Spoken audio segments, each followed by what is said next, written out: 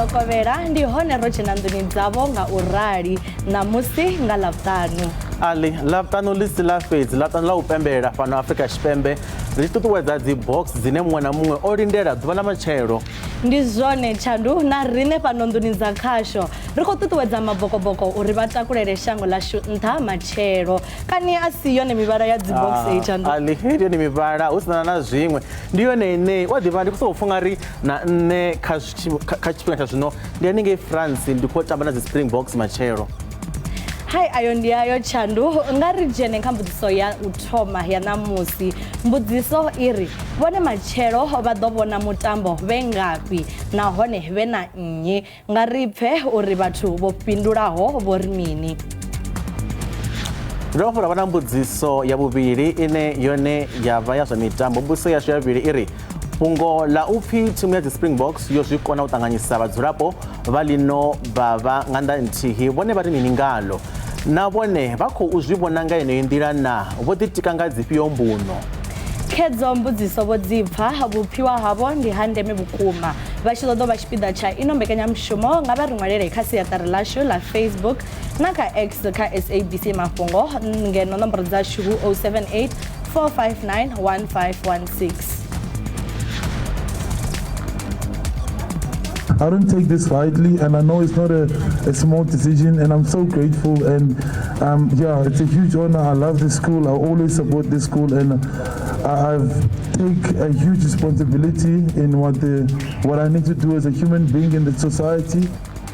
Khaṱho dza mafhungo vhagudiswa vha zwikolo zwo fhambananaho u mona na shango hu tshi katelwa na tshikolo tshe Siyakolisi a dzhena khatsho vho shumisa ḓuvha ḽa ṋamusi u ṱuṱuwedza thimu ya mabokoboko. I went into a house, I went into a bedroom, and I saw what sewage water has done to her furniture as well. Vho Ramaphosa a vho ngo swika vhuponi ha Everton fhasi ha masipala wa Mfuleni hune ha vha na thaidzo ya dzi storage dzine dza khou elela zwiṱaraṱani. Ri na problem ya maḓi. Problem ya maḓi ndi kale ro vha nayo. Nda tou amba uri yo thoma lini ndi kalesa. Fhaḽa makwarela vhadzulapo vha khou lila nga maḓi hune vha ri zwi a dzhia miṅwaha i no paḓa 2.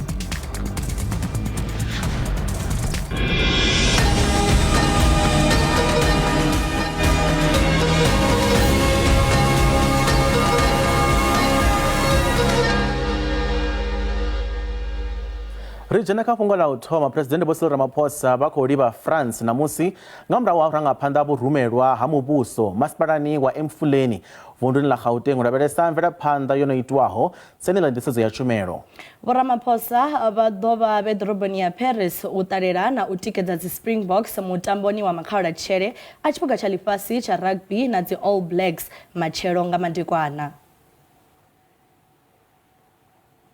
I will be there tomorrow to encourage them, as I did when I went to Japan, to encourage them and to boost their morale and fully inform them that they are there representing 62 million South Africans and they must play their hearts out, they must give their all, and they must make sure that they score those tries and those penalties and bring the cup home. I believe they are very confident, and I'll be looking into each player's eyes to see the level of confidence that they have. So I'm going there to encourage them, to support them, and to demonstrate that the people of South Africa are behind them. Vhagudiswa vha zwikolo zwo fhambananaho u tshi katelwa na tshikolo tshe Siyakolisi a dzhena khatsho vho pembelela ḽavhutanu ḽa mabokoboko nga milaedza yo khetheaho yo livhiswaho kha thimu. Primary ya Msengeni u bva tshikolo bulasini tsha Zwide na vha tshikolo tsha nṱha tsha Grey vha na fulufhelo ḽa uri thimu i ḓo dovha hafhu ya wana tshiphuga tsha Webb Ellis.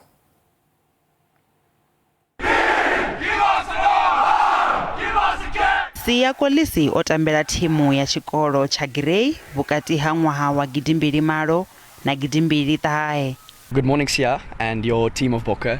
We are thankful for all your efforts every week. You have given your all to produce a win each and every week.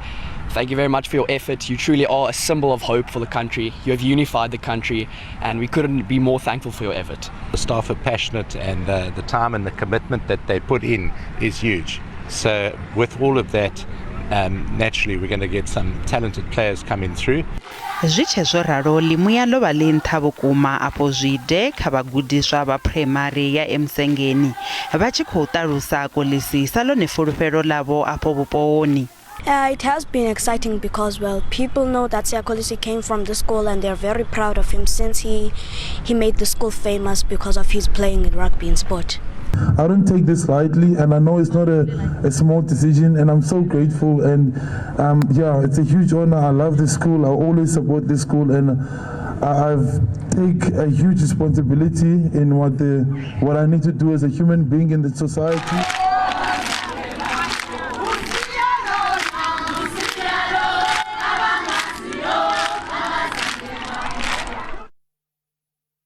Timu ya khethekanyo ya u thoma fhaḽa tshikoloni tsha nṱha tsha Pietersburg World School vunḓuni ḽa Limpopo i khou kunguwedza dzi box musi dzi tshi khou ya kha mitambo wa makhauthetshele. Timu iyi i ri i ṱuṱuwedzea zwinzhi nga timu yo rangiwaho phanḓa nga mukapteni Siyakolisi.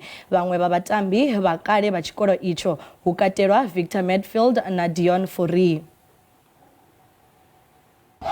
Timu ya u thoma fhaḽa tshikoloni tsha nṱha tsha Pietersburg World School nayo yo hwalela zwinzhi nga muya wa tshiphuga tsha ḽifhasi tsha rugby. Ligi ya vhagudiswa vha grade ya vhu-12 na ya vhu-12 yo swika magumoni nga ṅwedzi wa Ṱhangule. Vhagudiswa ava vho dzhenelela kha mitambo yo fhambanaho he vha tamba na dzi thimu vhuponi vhungaho sa Pretoria.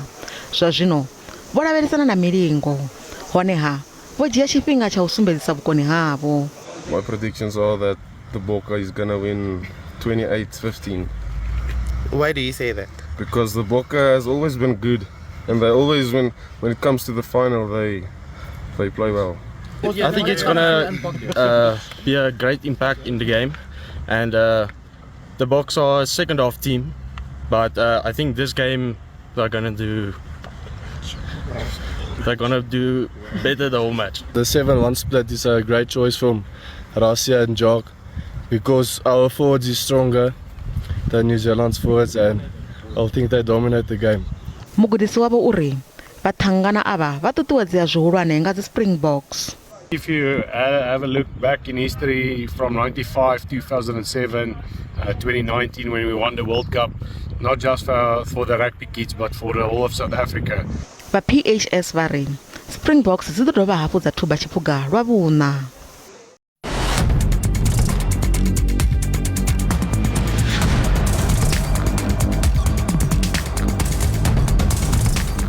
Ri khou dovha hafhu vha ṱanganedza kha mbekanyamushumo ya Maambiwa ri tshi khou bvela phanḓa na ene ya mafhungo a dzi Springboks ali na musi ri vha ḓisela vhatikedzi vha dzi Springboks vhane vha ri mutambo uyu wa rugby vha u funa vhukuma. Ali ri na Khathule Ramutsheli, ra vha na Thone Marageni na ene Shoni Phaswana ane a vha hangei China. Khathule kha musi nga ri thome nga inwi no gudela zwa mitambo university. Zwavhuḓi mutambo wa rugby ni u funela mini?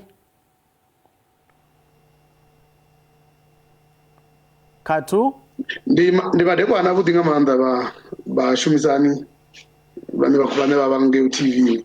Nṋe ndo gudela zwa mitambo university. Mutambo wa rugby ndo thoma u guda musi ndi tshi vhona ndi tshiya stadium tsha Loftus u vhona dzi Bulls dzi tamba. Then nda thoma u takalela mutambo wa rugby, especially ndo vha ndi tshi favor badi musi wana Victor Medfield na Bakis Bota ngauri vha vhona vhatambi vhane nda ndi tshi pfa vha tshi ntakadza. Shoni zwa zwino kha ri ḓe kha ini ni khou wanala kha shango ḽa China. Muya ḽa rugby ḽi hani ngeyo China hone vhathu ngeyo vha a ṱalela rugby ro sedza na mitambo yo fhiraho? Lokovela ndo livhuwa u ṱanganedziwa. Zwa zwino kha vhathu vha China rugby a u tou vha mutambo une wa vha ndi nga ri wa vha na bvumo nga u ralo kana wo dumaho nga u tou ralo. Ndi mutambo une vhathu vhane vha vha na dzangalelo khawo ndi riṋe vhane a vhathu vha fhano, so it's people that are mostly from other countries vhane vha vha interested kha mutambo wa rugby. Fhedzi vhathu vha fhano rugby a si zwithu zwavho. Zwino ri khou ḓa kha Tony ri ḓivha ni mugudisi wa mutambo wa rugby na dovha hafhu na vha mutambi wa rugby. Ni tshi lavhelesa kutambele kwa dzi Springboks, ni nga tori mini u swika zwino?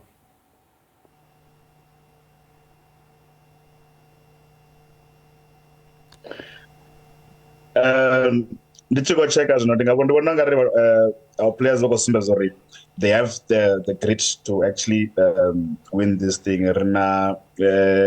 They've been showing class, they've been showing the fight, and they've been showing the hunger uri vha kone u win. Because ri tshi checka the last 2 games, the 1 point it shows uri they are there, they want to win it, so they are more hungry compare na zimwe dzi team.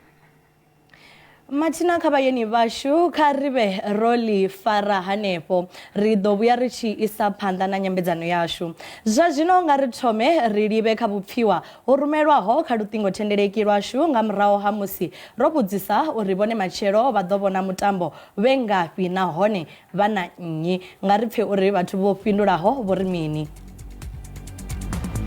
Mutambo wa matshelo ndi ḓo ṱaya ndi hanefha hayani na vhananga ne vhane vha vha muṋewa na ro ana mabasa.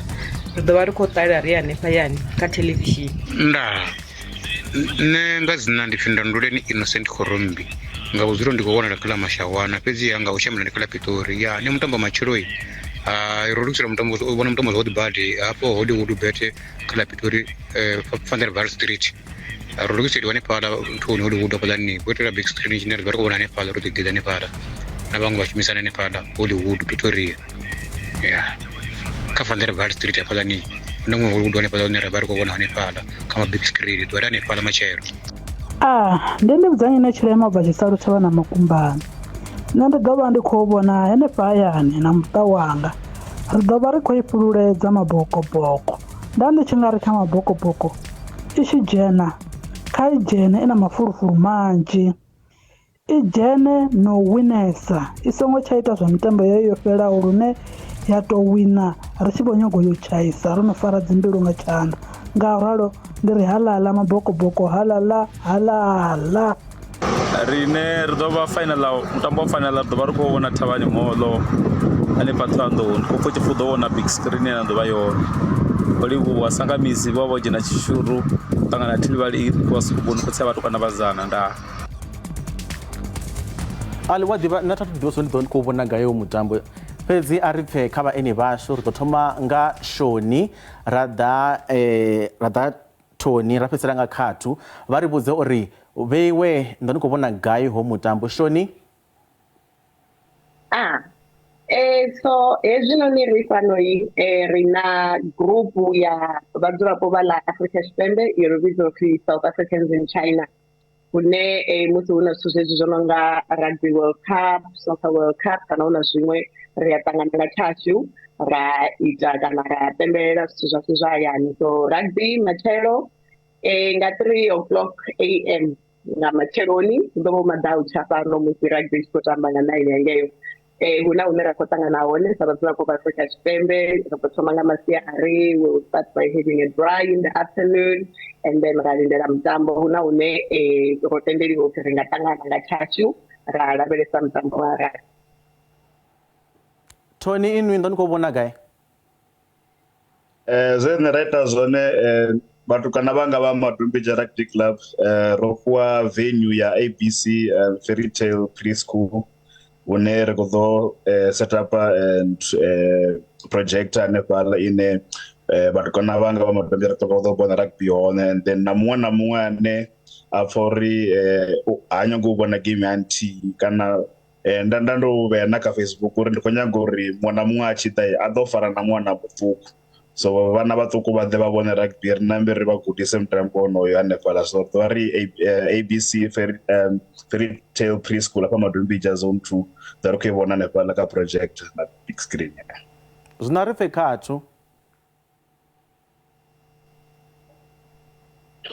Ya nṋe sa muthu ane nda vha ngeno Gauteng Pitori hu na bulege nnzhi nga maanḓa u vhala Mafhungo u bva Centurion, Pretoria East, Pretoria North u tou nanga nga hune vha funa ngaho uri u khou ya gai. Mara I think nṋe ndi ḓo vha ndi Apartfield une havana vhathu vanzhi vhane vha ḓo vha khou vhona bola tsini na Loft Stadium. Khathushelo kha musi ri tshi khou vhuyelela kha ini no lavhelela mini kha mutambo wa matshelo ni pfa unga ndi gai hune thimu ya dzi Springboks i tea u khwaṱhisa hone kha mutambo wa matshelo? Ndi tshi sedza hei thimu ndi thimu ine i sumbedza i tshi nga i ḓo tamba zwavhuḓi nga maanḓa, mara thaidzo yanga i tou vha fhedzi kha mutambi muthihi ane ndi khou vhona ungari wa ṱoḓa uri Costa u vha na mistake minzhi ene ndi khou vhona vho dovha vha mu dzhenisa musi wana Steven Kostov ndi ene musi wana nṋe ndi khou vhona a tshi nga u khou nḓaḓisa nyana, mara otherwise nga nḓila ine vho Ninaba sa coachara vho vhekanya vhatambi vhavho ngayo a thi khou tou vhona u tshi nga tou vha na thaidzo khulu. Tshithu tshine nda nga tou tshi ita fhedzi ndi u avoida u sa vha na mistake, ngauri hezwi zwittu zwa uri ri ite zwa vhege yo fhelaho zwine ra tou sala thimu musi yo no rikora nga dzi phena na nthu, I think matshelo vhone naba vha funa u vhudza vhatambi vhavho uri hezwi zwittu zwo ralo songo tsha dovha zwa itea. Shoni ane a vha ngei China musi hu tshi khou ṱalelwa mitambo iyi haningeyo China zwi ḓingasa fhano na hune vhathu vha kuvhanganya vha vhanzhi ri khou lidza na dzi vuvuzela na ro sedza na uri matshelo ndi ḓuvha ḽa makhaulatshele.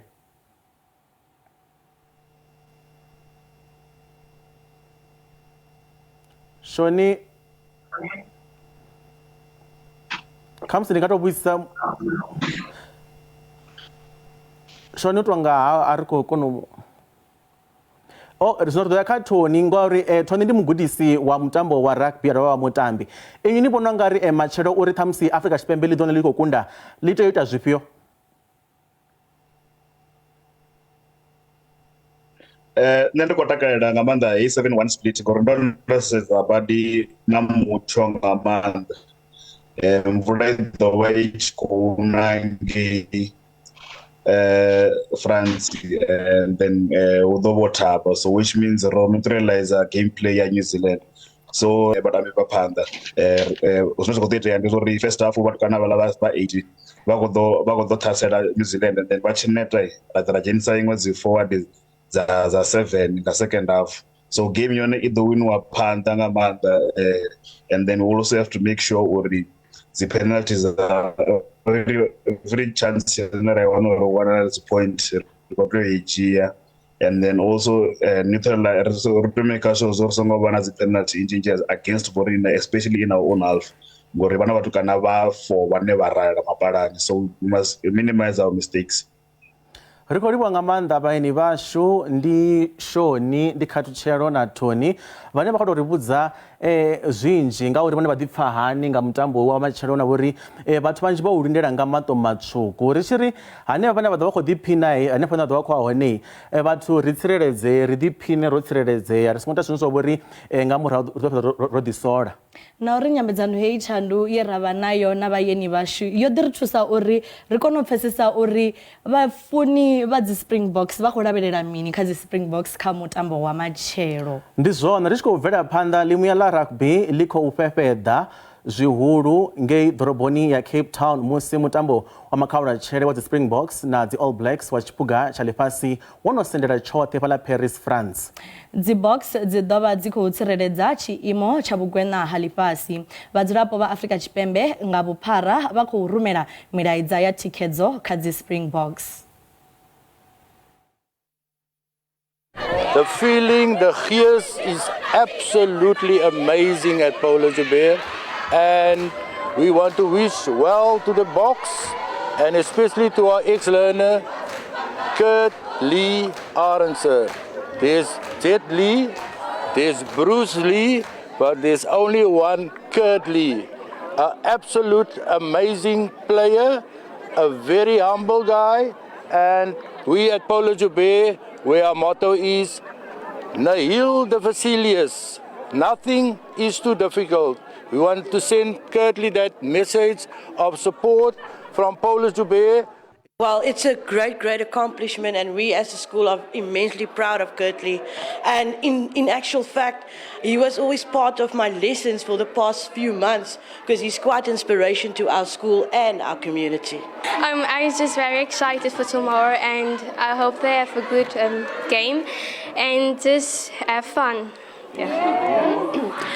Curtly, Go Girdley! We have got so much his. The entire team are behind the box. We want them to bring it home tomorrow, and you can feel it. It's palpable in the store. People are wearing their box jerseys. Everybody's singing along. We've got the his playing here on the radio, and as we can see, customers are here buying all the stuff that they need to get ready for the game tomorrow.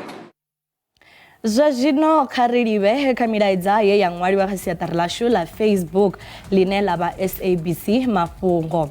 Mbudziso i kha ḓivha yeneyo nthihi ya uri na vhone matshelo vha ḓo vhona mutambo vhe ngafhi nahone vhe na nnyi. Nga ri pfe uri vhathu vho ṅwalelaho kha siaṱari ḽashu ḽa Facebook vhone vho ri mini. Ri tshi khou lavhelesa vhupfhiwa vhune ha khou bva kha Welter uri matshelo mutambo ri u ṱalela ri Thavhani Mall na vhangana. Go Boki go. Mulaedza wo tevhelaho u khou ḓa na mpho ane a bva Rustenburg ari ri ḓo vha ro kuvhangana hafha Safari Hotel Rustenburg. Ri tshi khou lavhelesa vhuṅwe vhupfhiwa vhune ha khou bva kha musiwalo u bva ngei PPD uri nṋe ndi ḓo u vhona ndi hayani ndi na muṱa wa hashu ro u lindela nga maṱo matswuku mutambo uyu ndi vhona vhatukana vha fhano vha tshi ḓo dzhia tshiphuga itshi. Muṅwe mulaedza u khou ḓa na Wavhuḓi Munyayi ane bva Mpheni ari ndi vhona hafhaḽa hu no itiwa thabelo ndi ḓo u vhona hafhaḽa hu no itiwa thabelo thavene na hoyu Sadukwa Netshombelo Netshedzo Vhanetshedzo na Mushinyafulo Mudumela. Ri tshi khou lavhelesa vhuṅwe vhupfhiwa vhune ha khou bva kha Mulaudzi ndi Tsheni u bva ngei Lwamondo uri nṋe ndi ḓo vha ndi khou vhona ndi hayani ndi na mufumakadzi wanga Koni Mudau Theri na mme anga vho Munzhedzi Mulaudzi. Muṅwe mulaedza u khou ḓa na Mushe u bva Pretoria ari nṋe mutambo wa matshelo ndi ḓo vha ndi khou vhona ndi hanefha hayani ndi na muṱa wanga ri tshi khou ita na braai ari Go Boke. Ri tshi khou lavhelesa vhuṅwe vhupfhiwa vhune ha ḓo vha u tshi khou bva kha Goroza uri nṋe mutambo wa matshelo ndi ḓo u vhona hanefha hayani ndi na Tina Shaka Mudau na una Rine Mudau.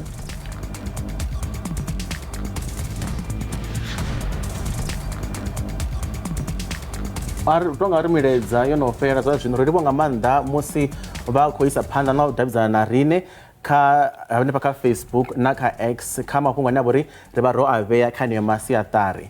Ri a bvela phanḓa zwino ṱaraṱani zwa ḓorobo ya Paris hune ha dzula hu mupfhufhi hu si mphire a zwi khou vhuya zwa sumbedza uri ḓorobo iyi i khou ḓo farelwa khayo muṅwe wa mitambo ya makhaulotshele a nṱhesa ya tshiphuga tsha ḽifhasi tsha rugby. Afrika Tshipembe ḽi khou ombana na New Zealand ḓoroboni iyi kha mutambo wa makhaulotshele matshelo nga madekwana. Mashango aya mavhili a sumbedza a tshi ḓo takadza vhukuma ḽifhasi nga matambele ao zwenezwo matshelo. Ḓorobo ya Paris ndi ḓorobo khulwane vhukuma hune zwa tou vhonala zwiṱaraṱani uri ḓorobo iyi i khou fara muṱasano wa tournament ya ḽifhasi khathihi na u ṱanganedza vhunzhi ha vhaendela mashango. Kha thimu dza lushaka Springboks na New Zealand vha vhonala vho lugela mutambo uyu hu khou lavhelelwa uri thimu ya lushaka i ḓo lwandwa tshidele u thivhela uri All Blacks dzi songo ṱhafhisa mutambo uyu. Stephen Kishoff o bvisela khagala maano a vhuhali ane a ḓo shumiswa kha mutambo uyu. Rusty and Jock made it very clear on Monday when we internally announced who's playing and the squad that it's going to come down to the forwards and the way we pitch up and giving a platform for the backs to show a bit of magic and X factor. But we all know the brand and style that the All Blacks play and how dynamic they can be. But for us, it's all about work rate. Naho hu si na we a vha hone musi thimu ya lushaka tshi tamba na New Zealand nga ṅwaha gidi ya ṱahe fhedzi vhatambi vha thimu iyi vha ḓivha ndeme ya mutambo uyu. Faf de Klerk ane a vha mutambi wa ndeme vhukuma kha thimu iyi uri thimu idzi dzi pfesesa mutambo uyu khwine. I don't know really why, but I think it for me personally doesn't get bigger than this. It's probably just the feeling that you have inside, and I think you all can feel it, and I think people and supporters can feel it. Yeah, it's spectacular. I'm looking forward to it so much. U tambela u tsireledza vhugwena ha tshiphuga tsha ḽifhasi lwa vhuṋa zwi nga vhea shango ḽino kha vhuimo ha vhuḓi ḽifhasini. It will be massive, not only for us as a team, but you know what it will mean for the country as well. And yeah, there's been obviously 4 years of hard work, sacrifice, dedication that's gone on into this and the planning, from the support staff, the coaches, and us as players, sacrificing a lot of time from home, bodies on the pitch. Timu hiyo dhimisira mutambo ufana uchira.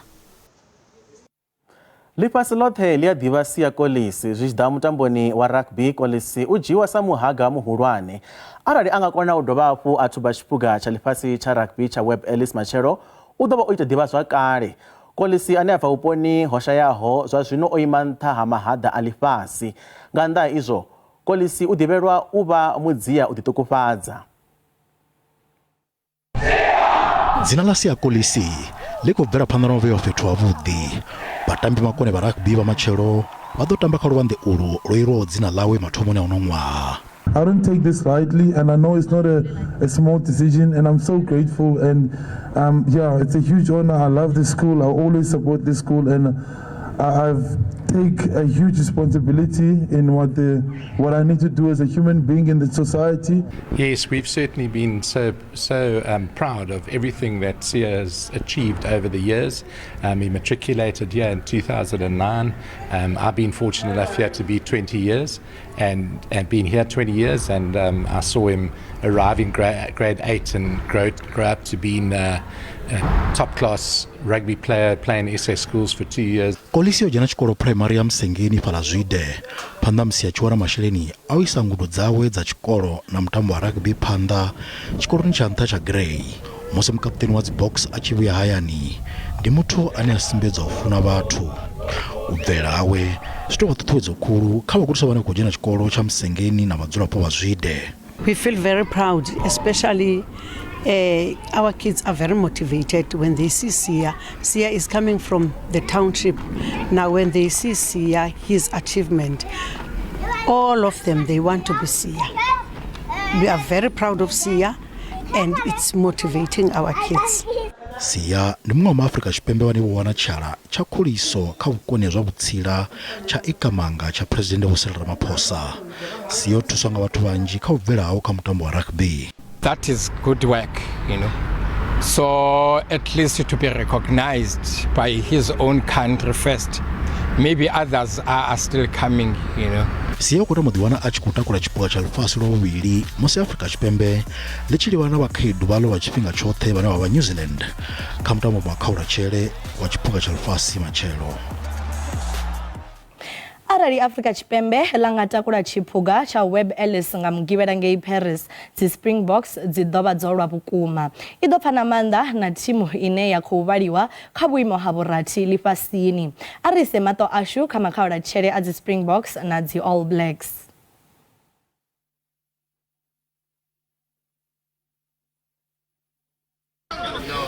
Mitambo ya quarter finals na semi finals yosimbaze yolemera buku gona la Springboks ka France na England loba lisongoliru fidzi vozvikonosvika kama kaura chele wone vadopfana na manda na All Blacks. It's huge. It's always big playing against the All Blacks, but to play it in the World Cup final when it's number 1 and 2 team in the world playing head to head, I don't think it's stuff that you can dream about because it doesn't happen often. I don't think it will happen in our lifetime again to have two teams like this. And we've prepared as hard as we can, and we know what to expect. Obviously, they might have some new things coming, but I think for a player to be playing in a game like this, I don't think it will ever get any bigger. Ndela zi All Blacks ya kama kaura chere na yoyo bayolemera waba kachigwada na bane bahaya France kachigwada waba sathembisore bangakunda sabunga bokundwa kamutambo wabo wa uranga ka France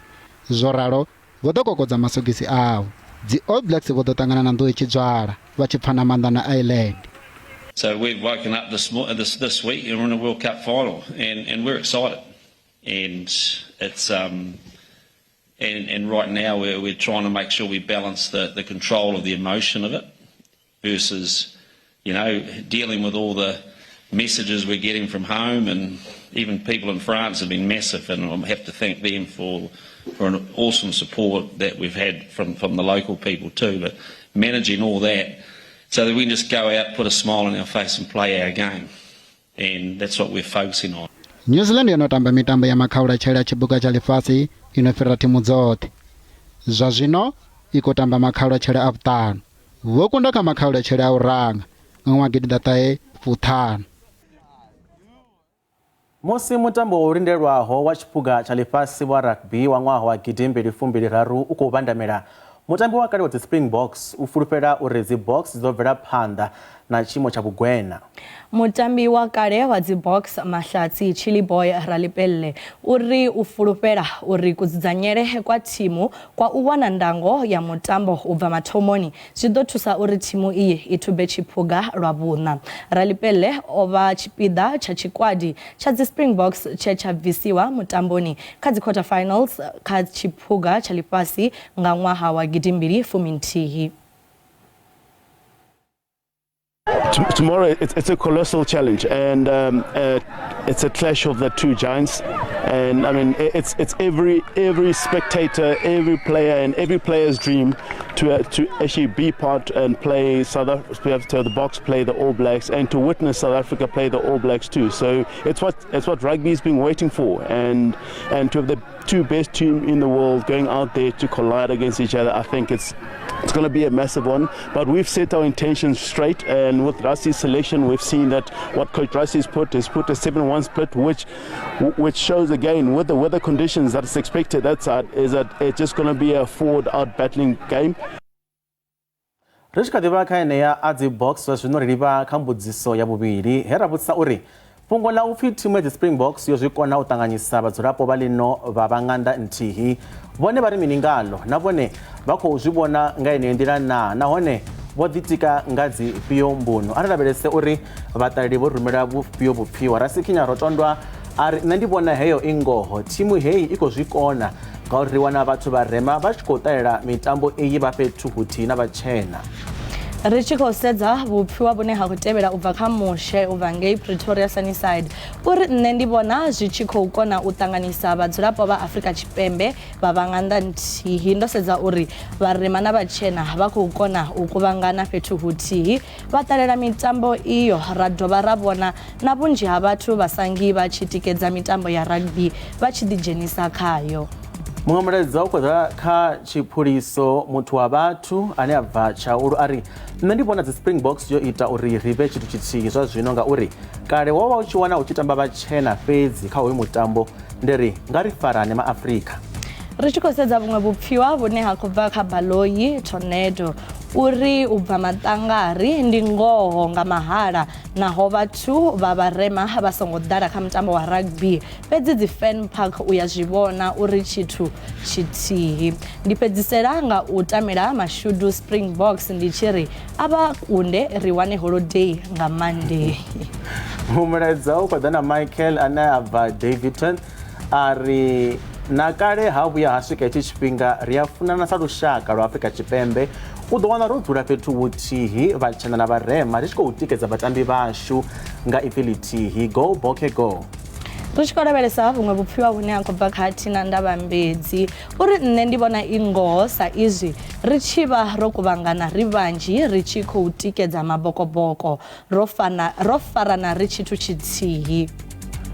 Vhuṅwe vhupfiwa vhu khou bva kha Eric Bishop a ri ngoho zwa zwino ri vho amba luambo luthihi lwa uri thimu yashu kha i bvele phanḓa nga u shuma zwavhuḓi ri fhethu huthihi. Ri tshi khou sedza uri ri na vhupfiwa ha u fhedzisela na zwi khou sumbedza ri si na vhuṅwe vhupfiwa nga zwenezwo ri khou livhuwa vhupfiwa hoṱhe he vha ri rumela u bva kha mbudziso yashu ya u thoma u swika kha heneyi mbudziso ya vhuvhili. Vha songo ṱutshela kule nṋe na Tshandu ri khou dovha hafhu ra vha vhuyela na maṅwe mafhungo manzhi.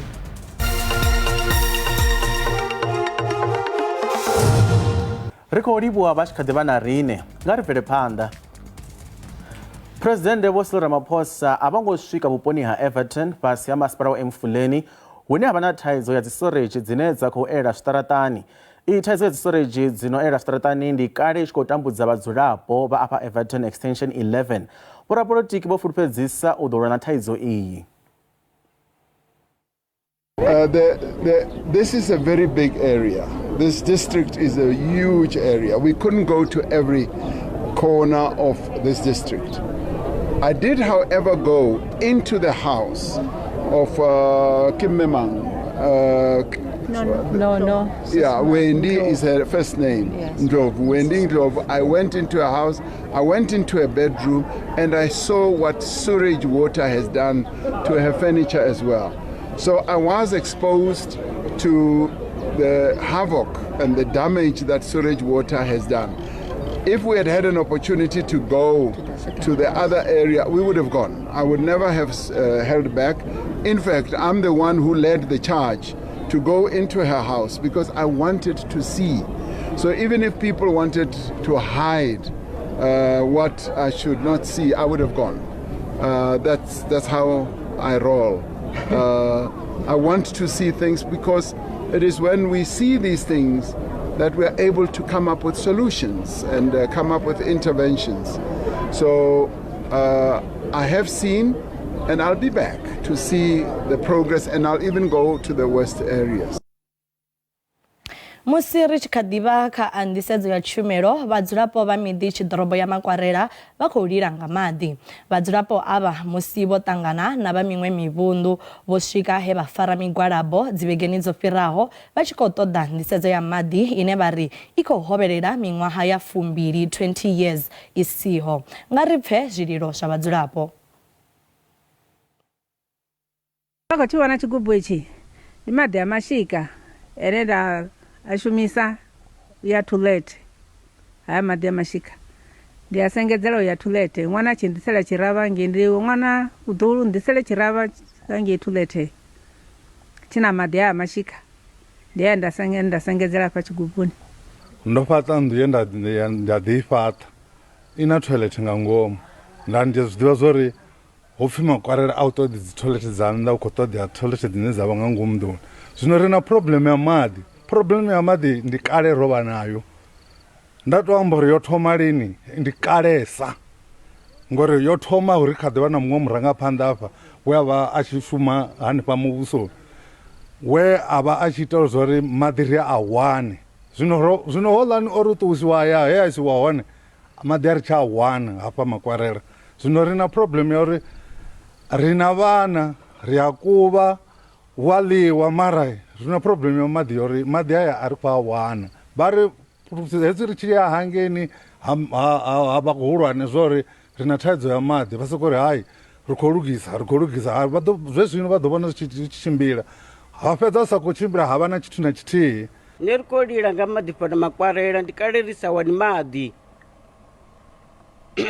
khufha tshumelo ri khou ḓi badela vho sevisi a ri wani maḓi nga mini ri tou tshinya mini nṋe ri vhaholefhali zwi ri hafha ri tou ḓitika nga thonga nangwe maḓi a o ḓisiwa nga goloi a ri koni u a hwala ri tou humbela vhana vha tshi ri hwalela vha tshi isa muṱani. Ndi kale ri khou lila zwi khou dzhia miṅwaha ya 20 vhukati hanefho vho 2000 u swika zwino maḓi a huna pa block q uri ri nwe ri khou tou ka maḓi ri khou tou badela goloi tshi ḓa dzi tshi shela. Zwino ri khou tshila u vhavha ende ri khou mangala nga maanḓa ngori damu ḽi hone hafha tsini ḽa Ṋandoni ḽine riṋe ri a mangala uri ngori riṋe ri tsini na Ṋandoni maḓi a hone a khou thusa vhafhio ende zwino zwi vho ri konḓela hafha hayani ri vho dzula nga nḓila i si yavhuḓi ngori ṅwana a vhuya a vhona vho fara tshirava wa zwi ḓivha zwa uri vhone a vho ngo tsha ita zwa maḓi fhedzi hu na zwiṅwe zwithu zwine vha khou shuma nga hetsho tshirava. Zwino zwi amba zwa zwi khou tsitsa tshirunzi tsha riṋe sa muita mahayani. Zwino masipala nne ri khou ri ha ri vhoni na ngori riṋe ri khou tambula ende u tambula hashu ri khou vhona uri kha ṅwe na musi ro zwi ambavho vha ḓo zwi dzhiela nṱha uri tshirunzi tshashu ri tshi tshimbila hafha riṋe ri tshe na dignity vhana vha vho zwi ḓivha uri tshirava tsho bva ende zwino zwi khou ri vhavha nga maanḓa ngori a huna zwine ra nga ita vhane vha nga ri thusa ndi vha masipala. Mafhungo a maḓi hafha block q ri wana a khou ri kwama nga maanḓa ngauri hafha fhethu ndi lokishini ri tshi ya nḓuni ṱhukhu ri vha ri tshi khou tou gwedzha hangei dzi toilet. Zwino zwi kwama vhaaluwa vhashu zwa ri dovha zwa ḓisa dzi ṱhoni. Ri mangala ngauri ni madamu ane a vha hone hafha Vhembei a swika 9 o ḓalaho nga maḓi ane na mahola minister o amba uri a overflow.